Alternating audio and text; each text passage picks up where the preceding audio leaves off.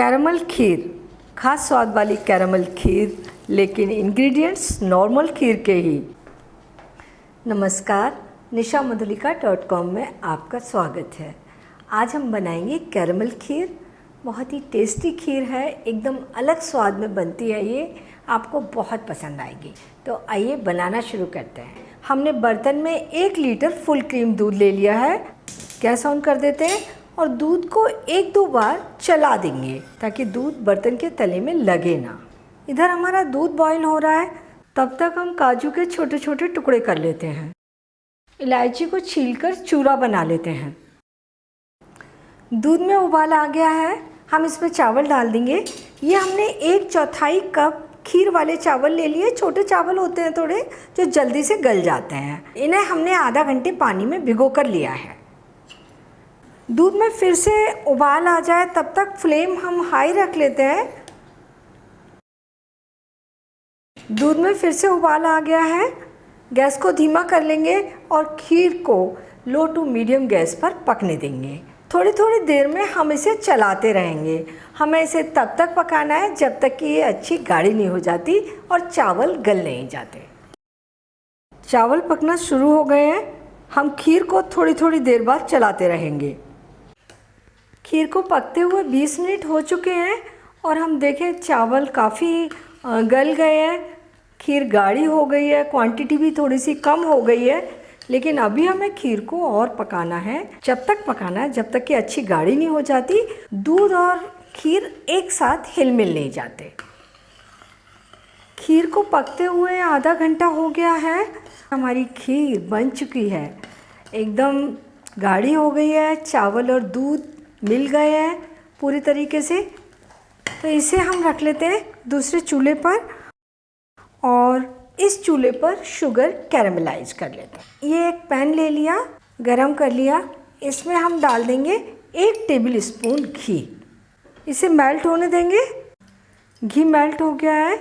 ये जो काजू काटे थे हमने, थोड़े से भून लेते हैं इन्हें। बिल्कुल हल्का सा कलर चेंज होने तक भूनेंगे।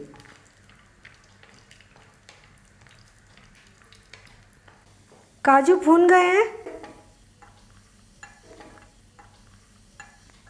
और अब ये किशमिश डाल के हल्का सा इन्हें भी भून लेते हैं।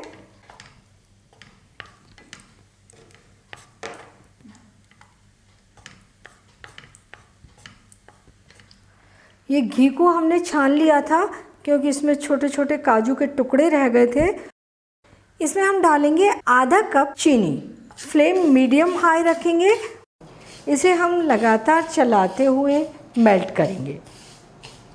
चीनी अपनी पसंद से थोड़ी कम ज़्यादा ले सकते हैं। चीनी मेल्ट हो रही है। अब हम इसके चलाने का ज़्यादा ध्यान रखेंगे। इसे हम जल्दी जल्दी चलाते हुए चीनी को पूरी तरीके से मेल्ट होने तक और इसका कलर ब्राउन होने तक पकाएंगे। चीनी का कलर अच्छा ब्राउन आ गया है। गैस बंद कर देते हैं और इसे थोड़ा सा ठंडा होने देते हैं। चलाते रहेंगे लगातार। इसमें हमें पानी डालना है। इसे हम ठंडा होने के बाद ही पानी डालेंगे। तो थोड़ी सी ठंडी हो गई है, इसमें पानी डालेंगे और इसे हम इस तरीके से ढक देंगे और अब इसे हम चलाते रहेंगे।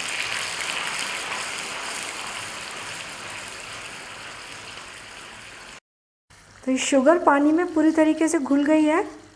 इसे हम खीर में मिला देंगे। फ्लेम ऑन कर देंगे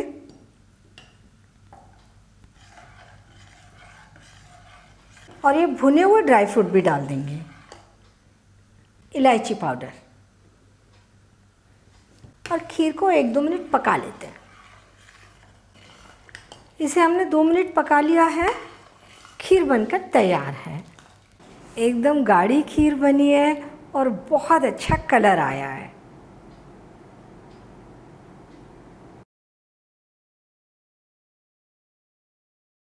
कैरमल खीर सर्व करने के लिए तैयार है। बहुत ही टेस्टी खीर बनी है। इस पर थोड़ी सी पिस्ता कतरन डालकर गार्निश कर देते हैं और खीर को गर्मा गर्म या ठंडा कैसा भी सर्व कर सकते हैं। दोनों तरीके से अच्छी लगती है। इसे बनाना बहुत आसान है, लेकिन थोड़ा सा ध्यान रखना है जब आप दूध में चावल डाल देंगे तो उसे थोड़ी थोड़ी देर में चलाते रहना है। अगर आप इसे नहीं चलाएंगे तो खीर बर्तन के तले में लग जाएगी और उसका टेस्ट ख़राब हो जाएगा। और जब आप शुगर को कैरमलाइज करेंगे तब उसे लगातार चलाना है और फिर फ्लेम को बंद करके थोड़ा सा ठंडा करके उसमें पानी डालकर खीर में मिला देना है। बहुत अच्छी कैरमल खीर बनकर तैयार होगी। तो आप इसे एक बार बनाकर ज़रूर ट्राई कीजिए। बहुत ही अलग स्वाद में ये खीर बनती है और बहुत अच्छी लगती है। और मेरे साथ अपने अनुभव शेयर कीजिए और मुझे ये भी बताइए कि मुझे आपके लिए कौन सी नई रेसिपी बनानी है। और मेरे चैनल को सब्सक्राइब ज़रूर कीजिए।